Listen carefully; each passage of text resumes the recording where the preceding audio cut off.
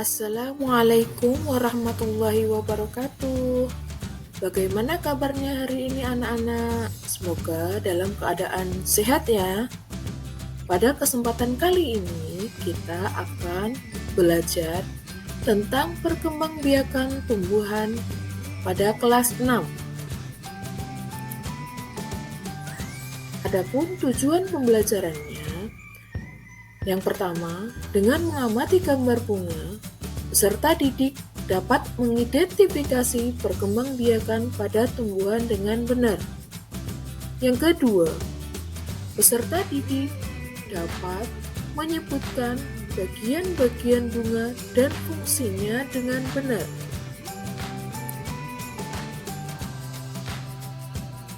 Perkembangbiakan tumbuhan terbagi menjadi dua macam.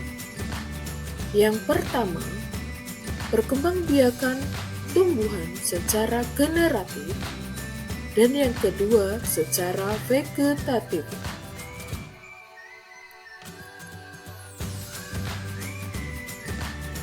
Perkembangbiakan tumbuhan secara generatif ialah perkembangbiakan tumbuhan secara kawin, sedangkan perkembangbiakan tumbuhan secara vegetatif adalah perkembangbiakan tumbuhan secara tidak kawin.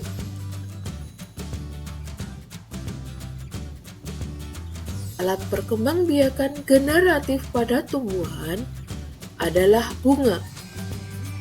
Adapun bagian-bagian bunga antara lain tangkai bunga, dasar bunga,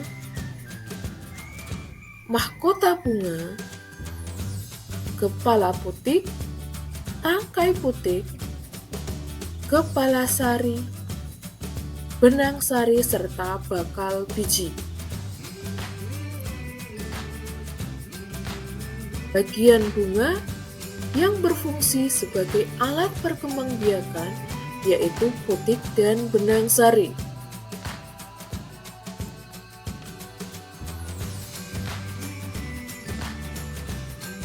Penyerbukan yaitu jatuhnya benang sari di atas kepala putik.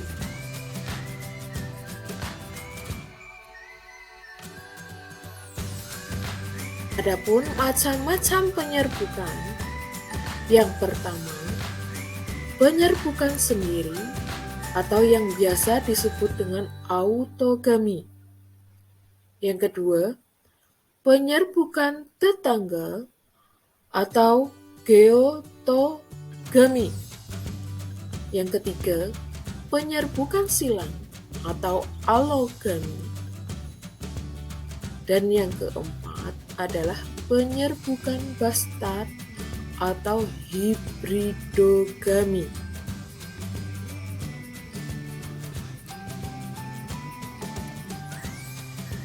Dalam melakukan penyerbukan, ada beberapa penyerbukan yang terjadi melalui bantuan. Yang pertama, dengan dibantu dengan angin. Yang kedua, air. Yang ketiga, dibantu dengan serangga. Dan yang keempat, dibantu dengan bantuan manusia.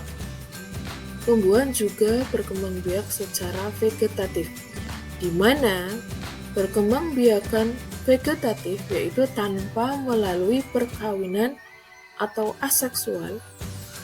Makhluk hidup baru berasal dari bagian tubuh induknya. Contohnya seperti tanaman wortel, jamur, jahe, bawang merah. Perkembangbiakan secara vegetatif terbagi lagi menjadi dua. Yang pertama, secara vegetatif alami, yaitu pada proses vegetatif alami tumbuhan baru terbentuk secara alami. Kemudian, vegetatif buatan. Pada proses vegetatif buatan, tumbuhan baru terbentuk atas bantuan manusia. Perkembangbiakan vegetatif alami terdiri dari yang pertama, yang disebut dengan membelah diri.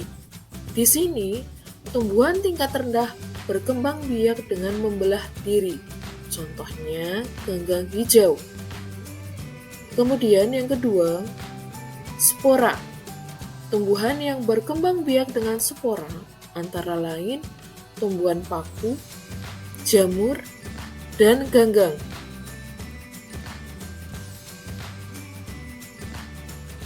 Kemudian, akar tinggal.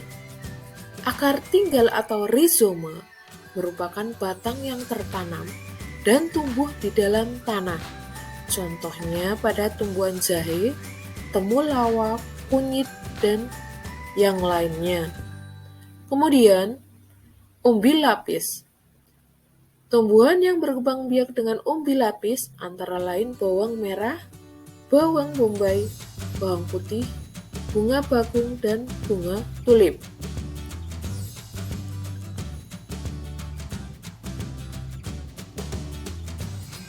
Kemudian, umbi batang. Tumbuhan yang berkembang biak dengan umbi batang adalah ubi jalar dan kentang. Umbi pada ubi jalar dan kentang sesungguhnya adalah batang yang menjulur ke tanah. Selanjutnya, ada yang dinamakan umbi akar, yaitu akar yang berubah fungsi untuk menyimpan cadangan makanan. Disebut umbi akar, contohnya pada bunga dahlia dan wortel. Kemudian, secara geragi, batang yang tumbuh menjalar di atas atau di bawah permukaan tanah disebut geragi. Contohnya pada tanaman arbe, begagan, dan semanggi. Kemudian, secara tunas, tumbuhan dikatakan berkembang biak dengan tunas apabila tunas dari tumbuhan induk tumbuh menjadi tumbuhan baru.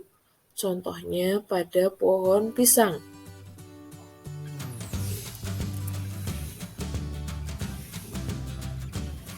Kemudian, tumbuhan yang terakhir yaitu tunas adventif.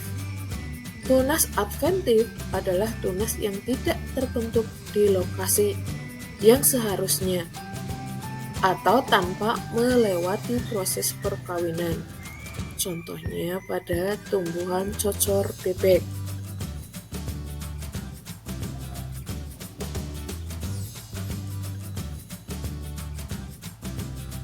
Perkembangbiakan buatan terdiri dari yang pertama, mencangkok, yaitu menggabungkan dua jenis potongan tanaman berbeda menjadi satu.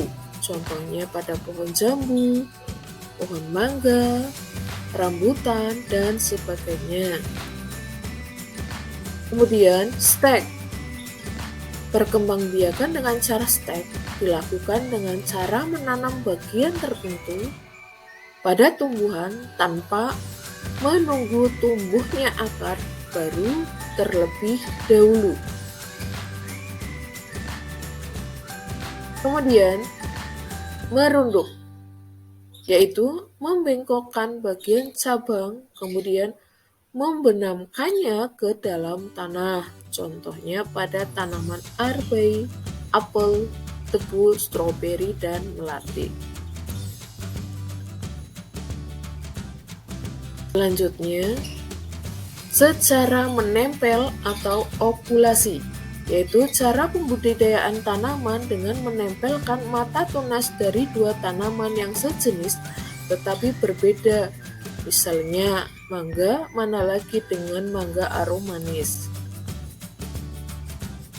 Kemudian, sambung pucuk, yaitu menggabungkan batang bawah dan batang atas dua tanaman yang sejenis dengan tujuan menghasilkan tanaman baru dengan mutu baik dan akar kuat.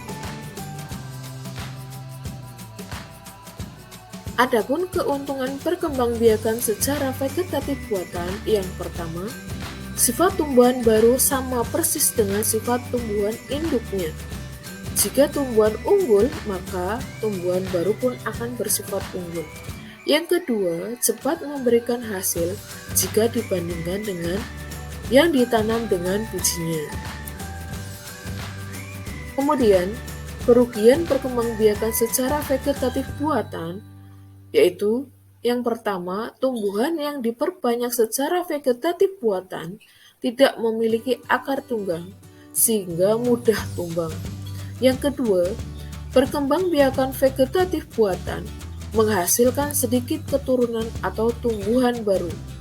Yang ketiga, merusak tumbuhan hidup.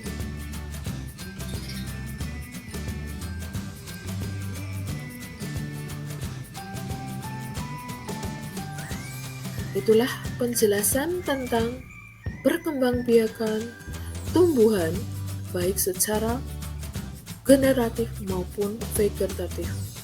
Mudah-mudahan pembelajaran kali ini bermanfaat untuk kita semua. Guru akhiri, wassalamualaikum warahmatullahi wabarakatuh.